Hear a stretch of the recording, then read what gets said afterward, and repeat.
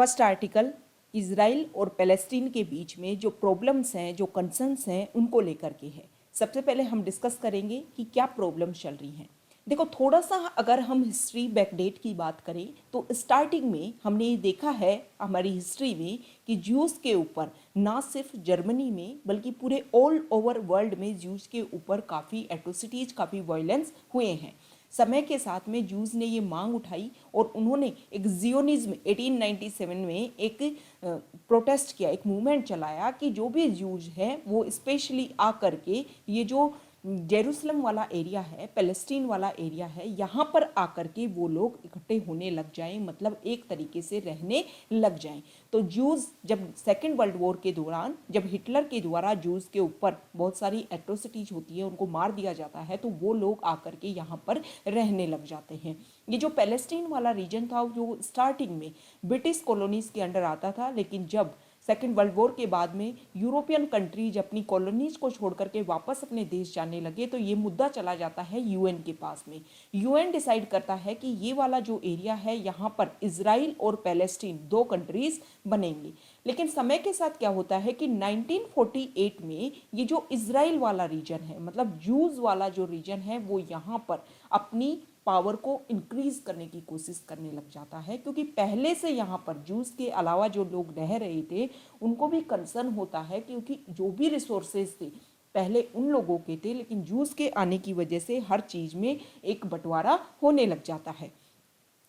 अब ये जो जूस है 1948 के समय में युद्ध होता है और इस युद्ध में इजराइल कुछ पार्ट्स को अपने अंडर कर लेता है, लेकिन 1967 में फिर 6 दिन का वॉर होता है और उस 6 दिन के वॉर में इजराइल जो है वो ये जो रीजन है, कुछ रीजन जैसे कि गोलन हाइट सीरिया से गेन कर लेता है, वेस्ट बैंक और ईस्ट जेरूसलम जो है वो जॉर्डन से गेन कर लेता है। इसके अलावा गाजा स्ट्रिप जो है उसको भी अपने अंडर ले लेता है। सिनाई पेनिनसुला जिसको इजिप्ट के द्वारा अपने अंडर लिया जाता है, लेकिन बाद में एक एग्रीमेंट के थ्रू वापस इजिप्ट को सौंप दिया जाता है। मतलब इजराइल को कमजोर माना जा रहा था, जूस को कमजोर माना जा रहा था, लेकिन जूस ने जिस तरीके से ये एरिया अपने अंडर किए तो जूस की पावर बढ़ जाती है। अब कुछ समय बाद में फिर से प्रॉब्लम होती है और जेरूसलम का पहले जो वेस्टर्न पार्ट को इजराइल ने अपने अंडर किया था, बाद में ईस्टर्न पार्ट को भी अपने अंडर कर लेता है। ये जो जेरूसलम है ना, वो मेजर कंसर्न की प्रॉब्लम है। प्रॉब्लम क्या है कि जेरूसलम जो है वो काफ़ी इंपॉर्टेंट है, ना सिर्फ मुस्लिम लोगों के लिए, मुस्लिम क्रिश्चियन जो जूज लोगों के हैं सभी के लिए जेरूसलम काफ़ी इंपॉर्टेंट है। इसीलिए यहाँ पर कंसर्न हमेशा क्रिएट होता रहता है।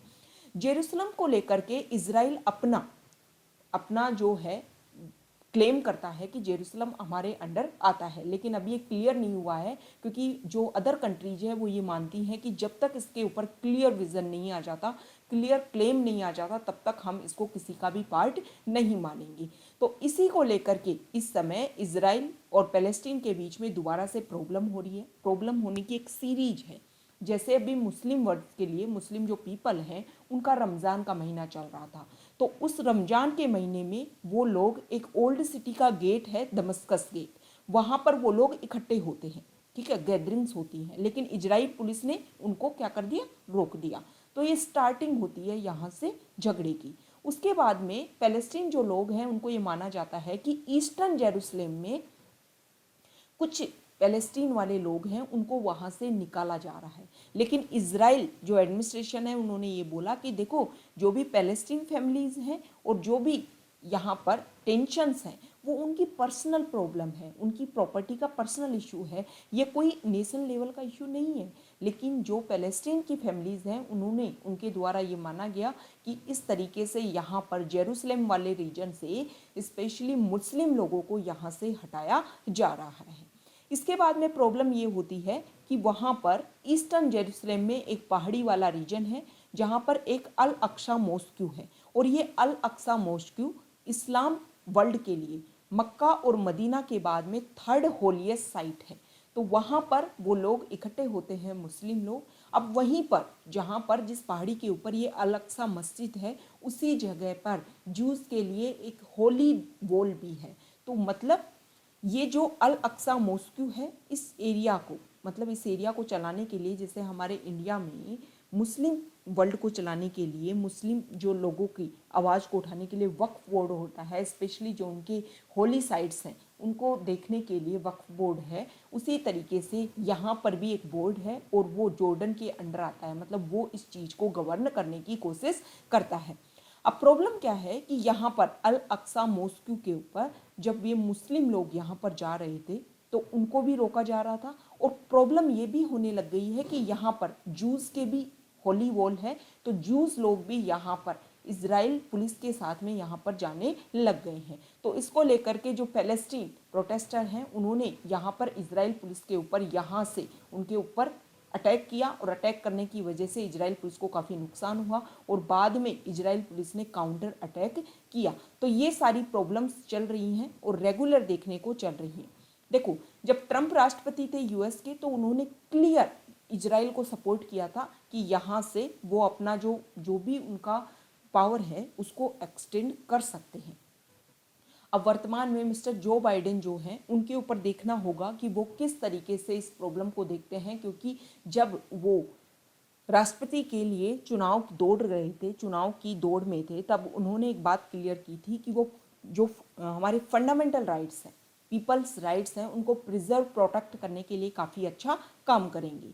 ठीक है, तो ये मेजर प्रॉब्लम है जियोनिस्ट जो जूस और मुस्लिम वर्ल्ड के बीच में काफ़ी मेजर प्रॉब्लम ये देखने को मिल रही है। यहाँ पर जेरूसलम को कैसे अंडर किया गया इजराइल के द्वारा, ये सब कुछ इसमें बताया गया है। मिस्टर ट्रंप ने किस तरीके से इन लोगों को कोशिश की थी कि सपोर्ट करने की इजराइल को, और इसके बाद में अब जो प्रॉब्लम है कि मिस्टर बाइडेन किस तरीके से इस प्रॉब्लम को सोल्व करेंगे, ये सब कुछ देखना होगा। लास्ट में इस आर्टिकल में ये बोला जाता है कि जो इजराइल पुलिस पैलेस्टीन के जो लोगों के साथ में काम कर रही है, जो भी अटैक हो रहे हैं उसमें डिग्निटी के साथ में उनके काम किया जाए। ऐसा नहीं है कि उन लोगों को ऐसे मतलब उनके जो राइट्स हैं उनको वायलेशन करने की आवश्यकता नहीं है। अगर कुछ प्रॉब्लम भी है तो उसको आप कीजिए डिग्निटी के साथ में।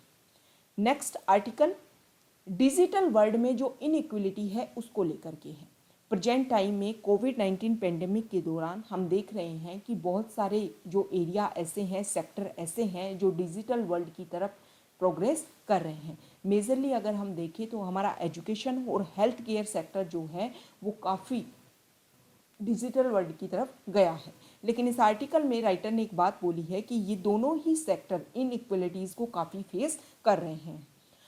शुरुआत में थोड़ा सा अगर हम ओवरव्यू लेने की कोशिश करें, देखो एजुकेशन और हेल्थ केयर सेक्टर, एजुकेशन मतलब जो शिक्षा थी, स्कूल कॉलेज बंद होने की वजह से सब कुछ जो है ऑनलाइन दिया जा रहा है। अब ऑनलाइन देने की वजह से जो गरीब लोग हैं, जो अमीर लोग हैं, प्रिविलेज लोग और नॉन प्रिविलेज लोग हैं, उनमें काफ़ी डिफ्रेंशिएट हो गया है।